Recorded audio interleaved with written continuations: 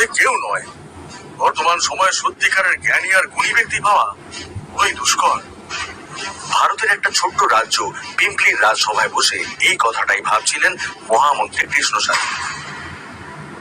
পিম্পলি রাজ্যের মহারাজ ভীমদেব আজকে এক তর্ক সভার আয়োজন করেছেন, যেখানে গোটা ভারতবর্ষের বিভিন্ন বিদ্যালয়ের মেধাবী ছাত্ররা অংশগ্রহণ করতে এসেছিল। বিজয়ী ছাত্রের জন্য রয়েছে মন্ত্রী পরিষদের মধ্যে একটি পদ। এই সভাতেই প্রথমবার তক্ষশিলার তরফ থেকে প্রতিনিধিত্ব করতে আসছেন সবচেয়ে যোগ্য ও মেধাবী ছাত্র চাণক্য। মহামন্ত্রী কৃষ্ণস্বামী সমস্ত প্রতিযোগীদের দেশের কল্যাণের বিষয়ে, সমাজের কল্যাণের বিষয়ে প্রশ্ন করছিলেন, কিন্তু কোনো প্রতিযোগী তার প্রশ্নের সঠিক উত্তর দিতে পারছিলেন না। আর তারপর এলো চাণক্যের পালা। সভায় উপস্থিত সকলকে প্রণাম জানিয়ে নিজের মাথার টিকিটাকে সযত্নে বেঁধে এক অদ্ভুত আত্মপ্রত্যয়ের সাথে মহারাজের সম্মুখে এসে দাঁড়ালেন চাণক্য। মহামন্ত্রী চাণক্যকে জিজ্ঞাসা করলেন, সব থেকে বড় শত্রুকে? চাণক্য মৃদু হেসে বললেন, অহংকার। অহংকারের চেয়ে বড় শত্রু আর কিছু নেই।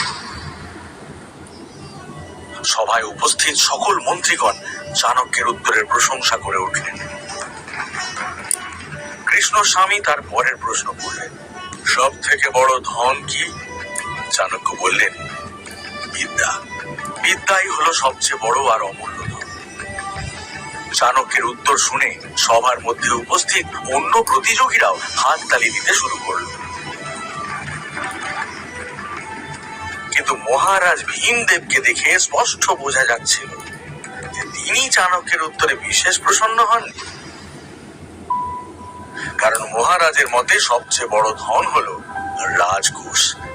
প্রশ্নোত্তরের পর্বকে আরো এগিয়ে নিয়ে যেতে মহামন্ত্রী জিজ্ঞাসা করলেন, সব থেকে বড় বীর কে?